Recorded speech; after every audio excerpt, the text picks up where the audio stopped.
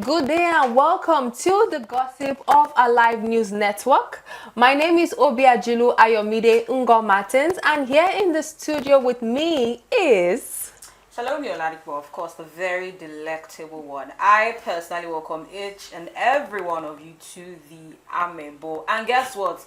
We're not just going to be the only ones in the studio. We're also going to have our hotlines, which are going to be open. So everything that is happening in your community, the neighbor, the school, what you see, you tell us about it here. We discuss it, right? We also have another amazing lady in this studio, which is... Khadija Ibrahim.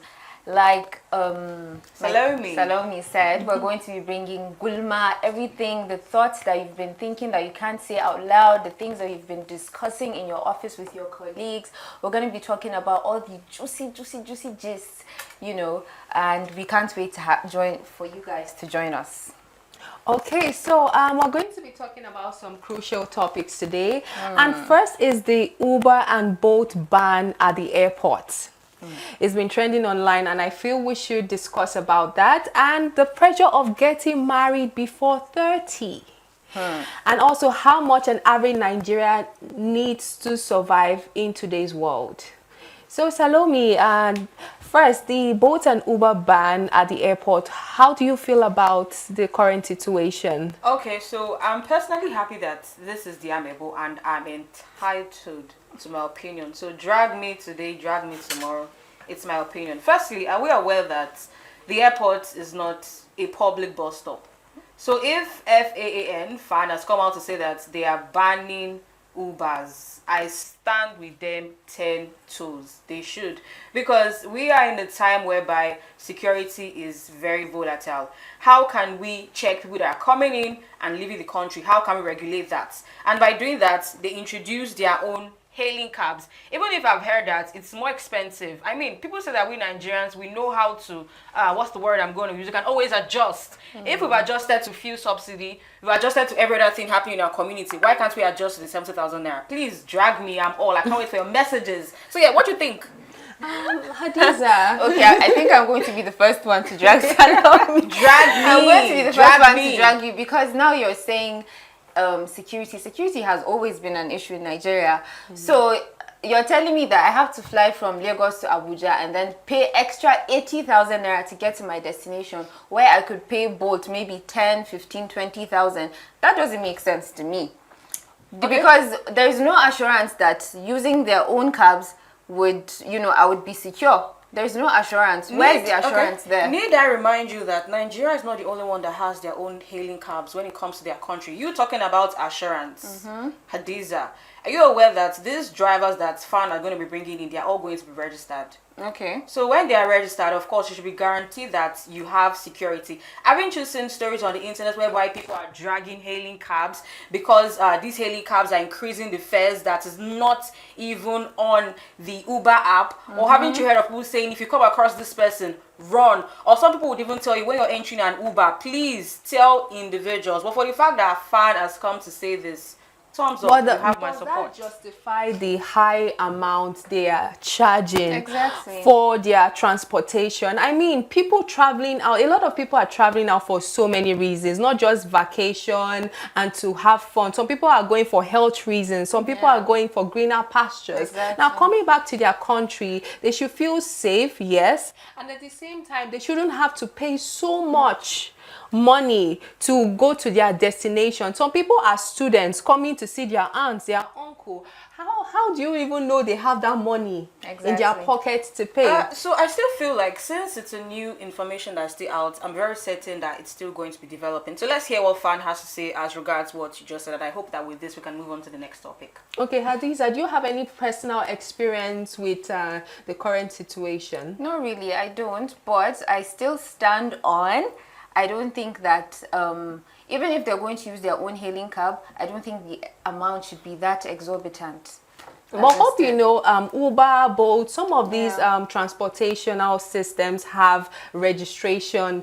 You can, before you join Uber or Bolt, you have to register before being a driver. So I feel, to me, I feel it's still almost the same thing, because like on the safety level, it's kind of the same, because even a driver can misbehave from the fan transportational system. But they can be held responsible. But other alien apps, who holds them responsible? Is it just Uber or Bolt? I feel, are they being held responsible? I feel some of them are. You can That's complain. a yes or no question. Yes. Have you ever complained using Uber and InDrive and you got response? Yes, I have. Okay, tell us your experience. Okay, so there was a time I ordered a dispatch and the man didn't bring my parcel, and I sent them a message and they called me to solve the issue. So the guy was complaining that because I didn't add extra money, he didn't want to come to give me my parcel. But there was a channel of communication there as well. So I feel you can always make your complaints as well. And I feel, to me, I'm sorry to say, in Nigeria, every system, there are always people trying to get money here one way or the other. So I feel it's kind of selfish to me to say some people hustling with Bolt and Uber, they can't go to the airport to pick up passengers. Like you said, outside Nigeria, they are, apart from their taxi and transportational system, you can order an Uber. When I went to Dubai, I was able to order an Uber, and they took me to my destination and back. So I don't see the reason why fans should make that ban and say, okay, no, these people are not. I feel it has to do with their system, and it's Nigeria is a very big country. Aside from the fact that we have airports, we have a number of individuals going to places day in and day out. So airports is not the only place that Uber drivers can make money. You said something about not getting your parcel, and the rider was saying something about because he did not get extra. I believe that this is one thing that fan is trying to curb. The exact rate you see on the app is what you are going to get. So yes, it's a welcome development. Just for you, fan. Adisa, do you have any other thing to contribute? If I do, we're just going to keep going on with Salome. So let's just we're here. We want to hear it. Salome did say something about Nigerians adjusting. I don't think that is fair of you to say, because to what extent do Nigerians adjust? Now, if they say fuel is 1 million naira per litre tomorrow, do we have to adjust? Me, if you do not buy fuel, how do you want to commute? We'll check. You track. I'll buy horse. You be like, I'll buy horse. You be like the people in the book, right? Where you're traveling or you're trekking all the way to Galilee or Egypt. So let's see how you can trek all the way from the office to Allen bus stop. I mean, we can, do some exercise and shed some weight. No, that's not the point. Is we can't say Nigerians have to keep adjusting. We have to hold someone accountable for these things. Like, how much does an average Nigerian earn? Which is our next topic, by the way. But something, we can't keep going like this. We can't keep going like this. So you have to hustle. Exactly. How many hustle do we have to hustle? Okay, so the next topic for today is the pressure of getting married before 30. This is my personal favorite. I love this topic as well. And for me, I don't see why a young lady in her 20s shouldn't be ready for marriage before 30. That's my opinion. Yes. So, wait, sorry, can you say your opinion again so I can get I don't feel a lady before at the age of, like, in her 20s should wait in her mother's house. What are you doing? Okay. Why are you not planning to get married before 30? You should be planning to be in your husband's house before 30. I personally feel like everything is all about orientation, because this is not my personal belief, it's something I've heard people say before. Because let's say 2005, early 1990s, what parents or how parents do train their words is that for men, it's to look for money, and for women, it's for you to just stay at home and learn a skill. Learn hairdressing. From there, you go to your husband's house, which I believe it is wrong. It is we corporate women that are changing the trend. Someone like me, I'm a very huge believer of love. Oh, I love love. Love is beautiful. But I personally say that if I do not have money in my account, if I can't take care of my parents, if I can't get them cars, I cannot fly to Egypt, to Morocco, what exactly am I looking for in marriage? Do I want to be a liability to my husband? With how much I'm earning, I need to ask myself, can I cater, can I support my husband? Can I feel his car? Can I surprise him? I don't want to be that kind of woman that like everything you I always on. ask my husband. Some people might say, if my man cannot do 100%, I'm not interested. I'm one of them. Oh. I don't mind. I'm one of them. I don't mind doing a 50-50 or an 80-30, just depending. But I love to say that I, as a woman, even in my, let's say, mid-20s, I'm not ready for marriage. What am I looking for? There's still time. Are you a feminist? Do you consider No, yourself I being just a said feminist? I love love. Love is beautiful. I want to do 50-50 with my man if that is fine. So I'm not even a feminist. But I still feel like everything is all about orientation. And I feel like the previous generation did not do a good job when it comes to talking to women about marriage, because they were only painting a picture of when your husband is back from work, you must cook. If food is not on the table, you're not a good wife. And the woman is supposed to take care of the family, take care of the kids, take care of the mental health, take the children to work, to school.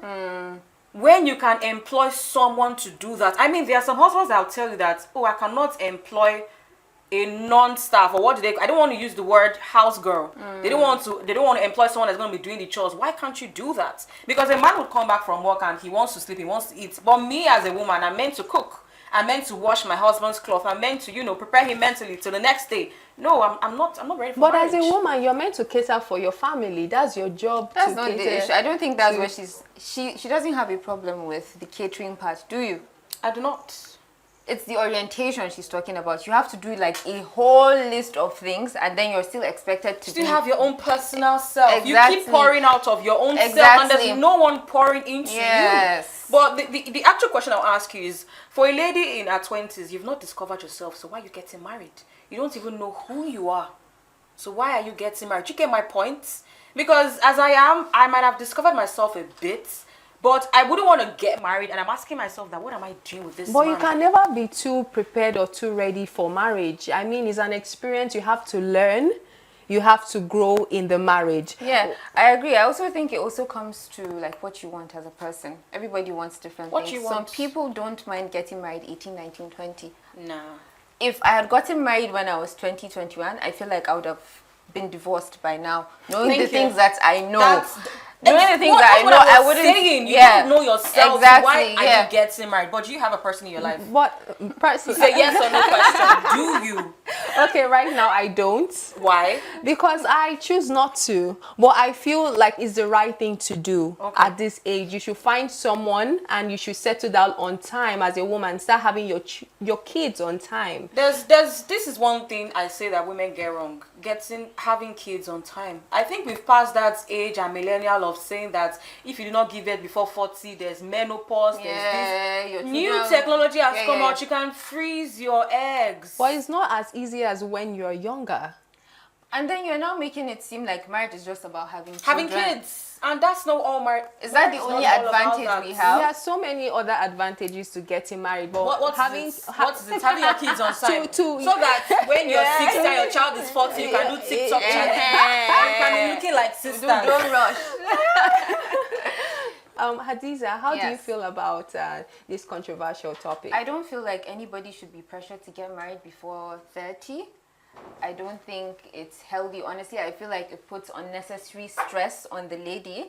Like Salome said, during our parents' time, for us, our generation now, we look back on our parents and we see the things that they endured. There are a lot of things that we didn't see when we were children. Of course. And a lot of us don't want to go through that again.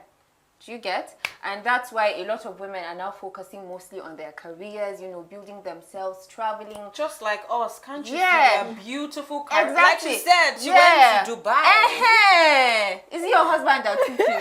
Wasn't it from your pockets? Yeah. But doesn't it bring like so much lawlessness? Not all women are that focused on themselves. Some women see it as a yardstick to go around and do a whole lot of crazy stuffs. And you see they say the Olodo uprising. A lot of them are out there thinking they can be I'm an influencer, I'm a big girl, I'm a Lagos big girl, I don't want to get married, I don't want to this. A lot of some women are now getting lawless. They are not seeing the idea of being married or being in a man's house, and some of them are even going as far as dating married men. causing trouble, Another causing wahala in the society. Yeah. So I feel like I'm a believer of arranging marriage. Oh, okay. If you don't Okay. want to Meaning your parents can arrange marriage for you, right? if it's a Wait, are you aware that people who husbands were arranged, they are mostly Yeah. way older than them?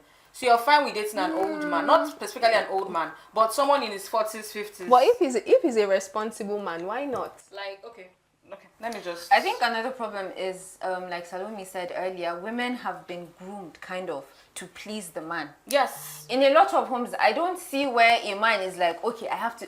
When a woman is getting married, everything is centered around how to please the man, Not but how to make it work. exactly. But it's Marriage is not, a two-way thing, Thank not you, one person. thank you. It's you never hear the men say, okay, when I get married, I'm going to do this for my life. A woman has to, she has to learn how to talk to her husband. She has to do this. She has to. What do the men do? And sometimes then- men will just tell you, I want to get Yeah. married so that someone can be cooking for me, washing my clothes, so that I can Do you just get- give birth. And that's why I Exactly. feel like there are more baby mamas around. I'm not judging anyone, Without right? being married. Yeah. Yes, I'm not judging anyone. Do what works for you, but Yeah, telling a lady exactly. to get married at the age of 25, 26 is... It has worked for some people, and It that has, is fine. yeah. But for me, Yeah. I don't have any For reason to get Salome married. and for And I feel like Adiza. if you meet the right person at that age, that's fine. Yeah. But I'm not going to compromise on my values. Your standards. No. I cannot. Okay, I can't. clock it. Okay. Okay, so if we are going to stay on this topic, it will never end because not end. it's a very wild topic.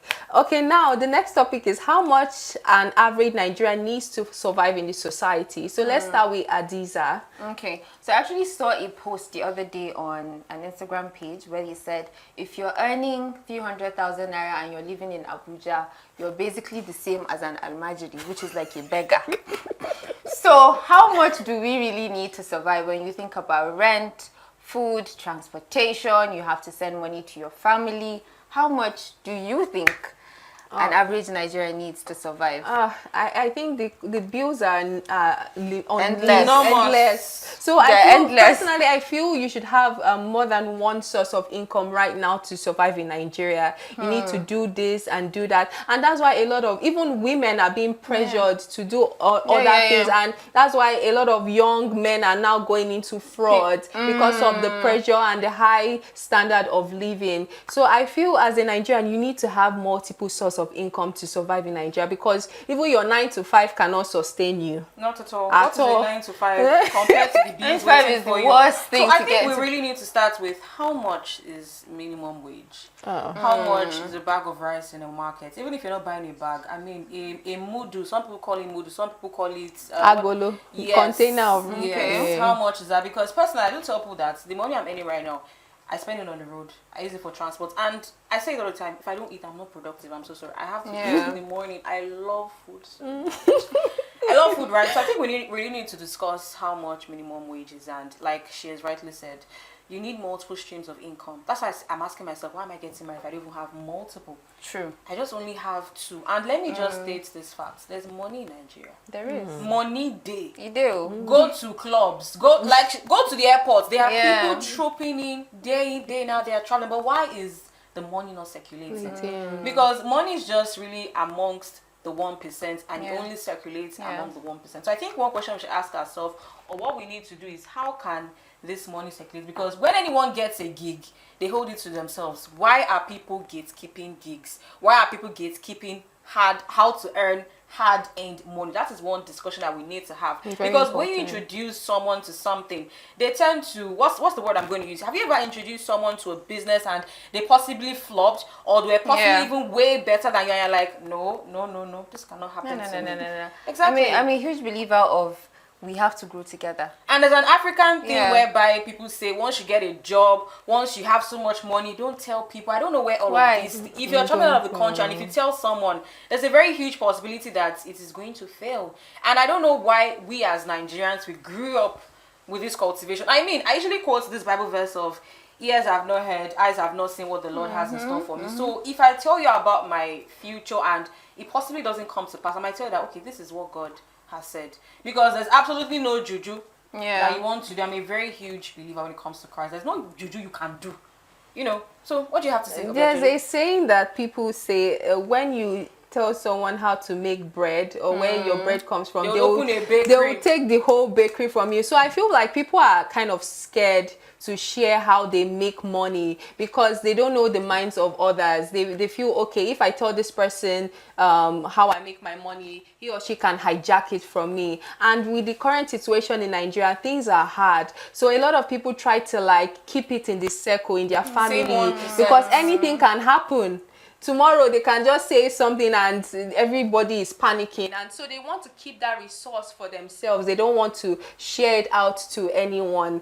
So I personally believe it's your choice. If you want to help people, fine, it's good to help people, but if you don't want to, now your choice be that too. So these are If everyone had that choice, then we'd all be stuck in one place. oh, but I've heard the story of the Venezuelans. I usually hear it from my dad, whereby it's quote, don't quote me, right? Yeah. It's not facts, it's not figures, or it's not a percentage. I hear that the Venezuelans are very lazy people. They have individuals that, you know, cut their fingernails, individuals that bath them. I mean, if you've watched this movie Coming to America, where this, what's the name of the main character? The prince? Yes, the prince, right? In the bathroom, he had someone that could wash Yes, his yes, body yes, for yes, him. yes, So I'm yes. trying to relate it to the Venezuelans, whereby, as at the time they had so much money, they had people doing so many things for them, and that was how the country just, you know, it just erupted. It was no longer as it was using to be. So now, if you're talking about how much a Nigerian needs to survive, we're not talking about 100,000 naira. We're not talking about 1 million naira. Because 1 million is like the cost of 1,000 rent now. I mean, I think I saw it was the vice president or deputy governor Yeah. of Lagos State, Hamzat, right? He was saying something about living in a more affordable place in Lagos, but how much is rent? Yeah. He was even suggesting that people can start pairing up to live Yeah. together. Yes, he said. I think that is one thing university helped me with. The university I was in, I stayed in a room of 6 people. Right? That's how there's universities 6, are now. there's 4, there's 2. That's how I learned to live With people. other people. Yeah, so then when you get married, it's just you and your husband, then your kids, and the rest. So we're talking about how much a Nigerian needs. We're not talking about 1 million It's naira. Because endless. 1 million naira is just like 10 naira. 1 million naira is now the new 10,000 naira. Naira. Puts me anywhere. Okay, Adiza, do you have anything else to contribute? No, really, I don't. I just pray the situation in this country gets better. You know, we don't have to bring back this topic of how much an average Nigerian needs, you know, to have a stable life. Okay, ladies. Okay, thanks for joining us on the Gossip of Alive News Network. Yes. My name is Obiajulu Ayomide Ungomatins. Salome Oladipo. Khadija Ibrahim. And goodbye. See you next time.